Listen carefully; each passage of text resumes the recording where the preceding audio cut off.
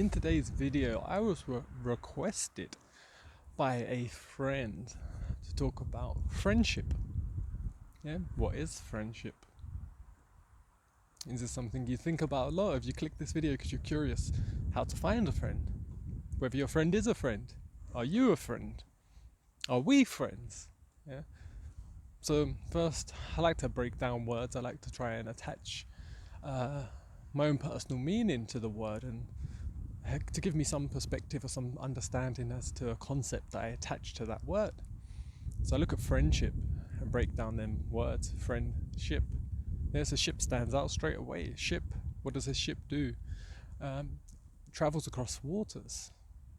Yeah, think about what's water. To me, water's like emotions. Emotions are like water. They flow, yeah, and they're good.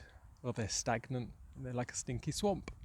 Yeah, so to me, I think about waters and the ship that you're traveling across them waters. So if it's an emotional journey, you have a friend, yeah?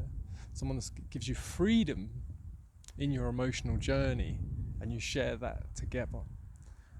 And there's a lack or no judgment in a true friendship.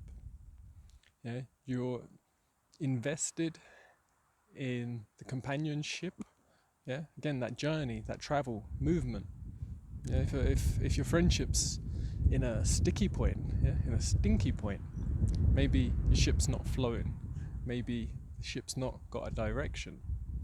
There's heard it on something, and there's using the analogy of ships for life, and talking about if you don't have direction. If you go to a ship in a dock and you ask the captain what's his next destination, he knows where he's going. He has direction. He has focus, or he won't go anywhere. And life's like that. And if you sail out into the sea and have no focus and no direction, you can wash up on land somewhere where you can become shipwrecked. Yeah, so life could be like that, but friendship can be like that too. If you don't have direction in your own life, and you have a friend, their ship might become slow and stagnant with you, or the opposite can happen. And your friendship's got all this direction and intention, and yeah, their ship's traveling fast, and it would pull you along with it. Yeah, and like this is the beauty of friendship. It's like we grow in our journey of life together, but sharing that experience with no judgment. Yeah? Being there of service when needed, when asked, even when not asked, when you just feel that you're meant to be there present with that person. And our friendship now, with isolation and with things going on, we don't get to connect with friends so much. So for me, it's important to put content out, to share, to connect with people, to build online friendships, or me and you friends. It's something to think about. What would make us friends? What would we have to do for you to go, oh, there's my friend on YouTube? Just from hearing my words or subscribing or following, does that make you a friend? If we was to have a couple of comments back and forth with each other, would we then be friends? So at what point does friends, and I apologise if it's really windy, so I apologise if the wind is picking up on the mic, hopefully not. And so yeah, what would it make to be drop a comment?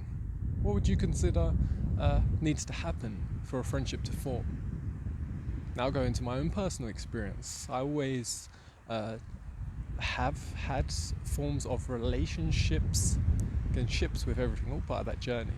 But I've had friends, acquaintances, and I had an abundance of them really in my early life. I didn't find it too hard to interact with people. I kept myself to myself. I was very closed.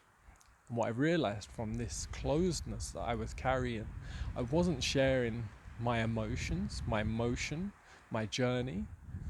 That wasn't shared. I'd share my ambitions, but I didn't share my actual journey and emotional state. So I wasn't allowing people in. I wasn't allowing people to be on that journey with me, to be in my ship, to have that freedom, to have that free ship, that friendship.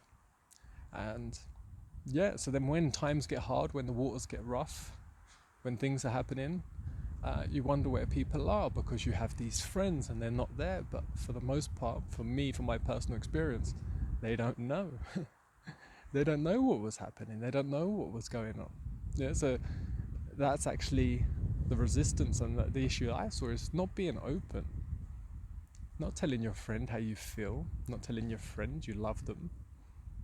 Yeah, not keeping them up to date with your emotions and your motion in life, where you're going, why you're going, what's your passion, what's your drive, what's your lack of passion, what's your lack of drive. Support each other and construct together. Not to judge whether they done something right or wrong, but how can I be of service to you right now? You're my friend.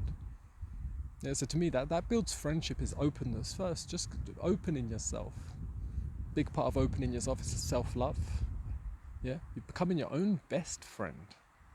The number one friend is that inner you, that connecting yourself. So you wake up with your best friend, you go to sleep with your best friend, you sit in with your best friend when you're all alone. Yeah, that practice of self-love will help bond that friendship, help that grow, and help making other friends a lot more easy and a lot more fluid. Yeah, when you're able to be friendly to yourself, be kind to yourself, love yourself. I hope that gives you some insight into friendship. Drop a comment. Is there an area or something I can dive into a little bit more, or a different topic altogether? Have a beautiful day, and I will see you in the next video. Thank you for watching. Truly appreciate and I'm grateful for your presence and your contributions, liking, sharing, and subscribing. Don't forget there's a new podcast episode out every Sunday, as well as new videos through the week. Drop a comment with any recommendations. Have a beautiful day.